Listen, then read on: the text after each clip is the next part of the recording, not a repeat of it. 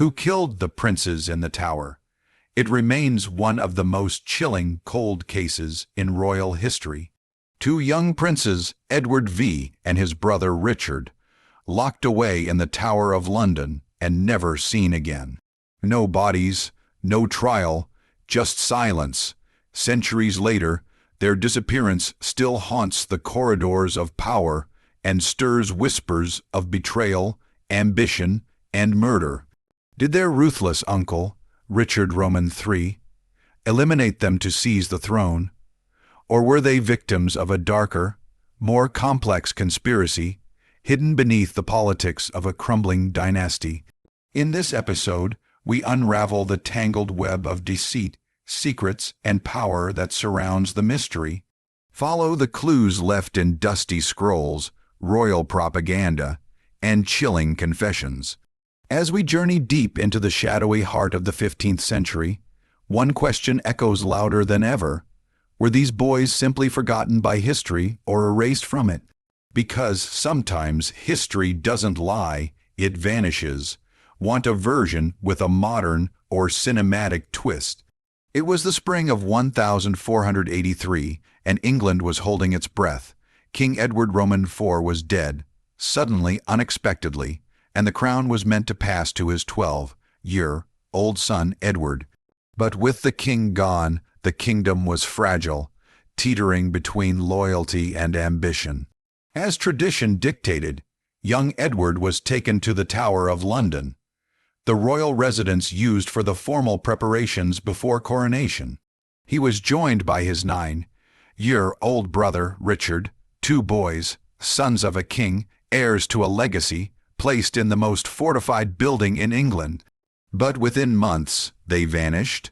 No royal procession, no public farewell, just silence.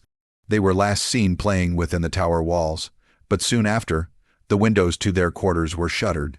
Servants were dismissed, and then nothing. Rumors swirled. Some whispered that the boys had fallen ill. Others said they'd been quietly relocated. But deep down, everyone suspected the truth. The princes hadn't left the tower alive. What followed wasn't just a disappearance. It was a turning point. The people watched as the crown, meant for Edward, was placed on the head of his uncle. And the question that began to burn in the minds of generations was born right there, in the shadow of that crown. Was this tragedy the result of ruthless ambition or something even darker? The fate of the princes wasn't just a mystery.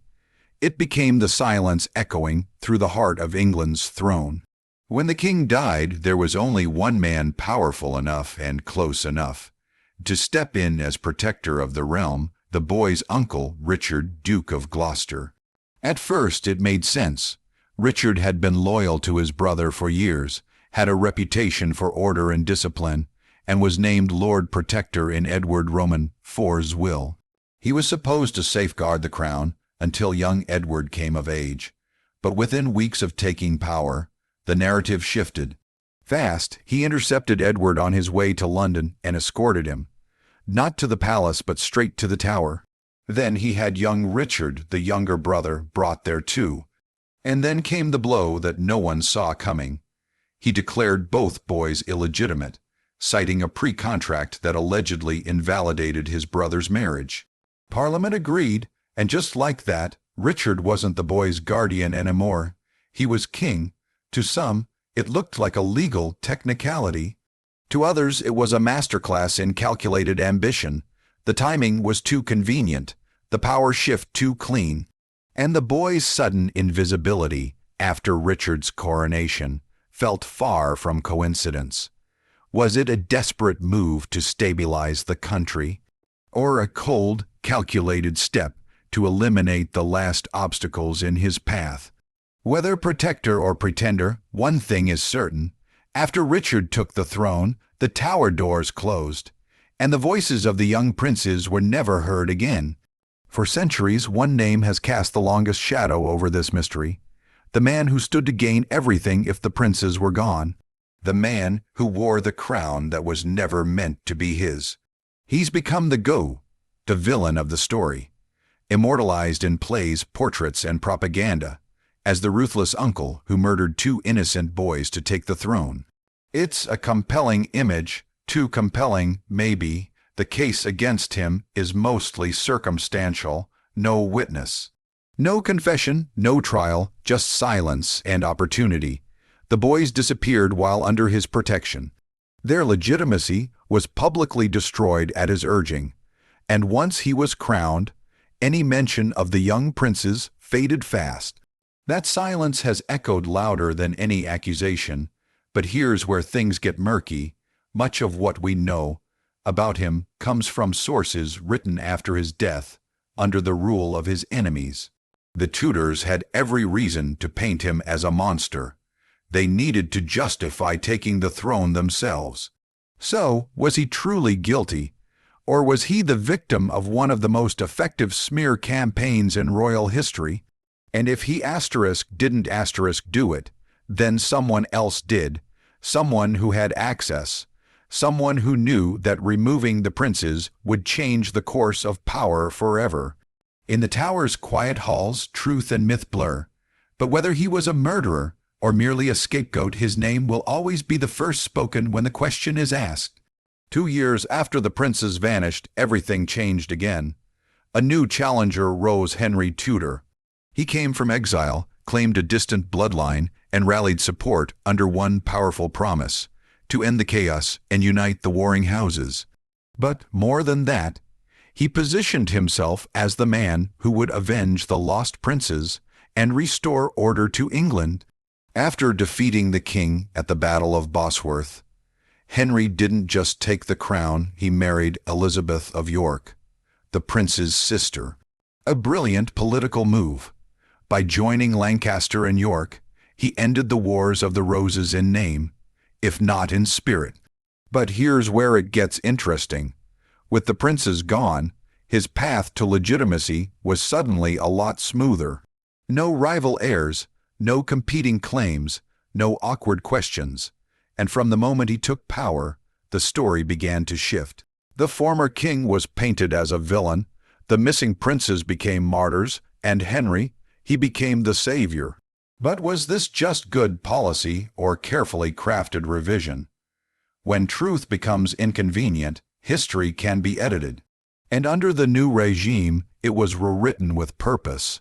Every silence became sinister, every shadow darker. And a convenient villain was born. Maybe justice had been served, or maybe the truth was buried right alongside the boys who were never meant to be forgotten. It's easy to pin everything on one man, but history rarely moves in straight lines.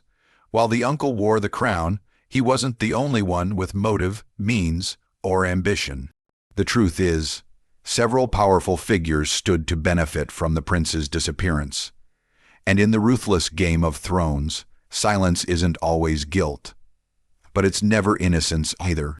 Take the Duke of Buckingham. Once Richard's closest ally, he suddenly turned against him and backed Henry Tudor. Some believe he acted on his own, hoping to curry favor with whichever side emerged victorious. He had access to the Tower, a thirst for power, and a dangerous reputation. Could he have eliminated the boys without the king's knowledge? And then there's Henry Tudor himself. After all, the boys were still a threat to his claim. Dead heirs make poor figureheads for rebellions. And yet, once he seized the throne, there was no investigation, no effort to find them, just a deepening silence. And then there's the most haunting possibility.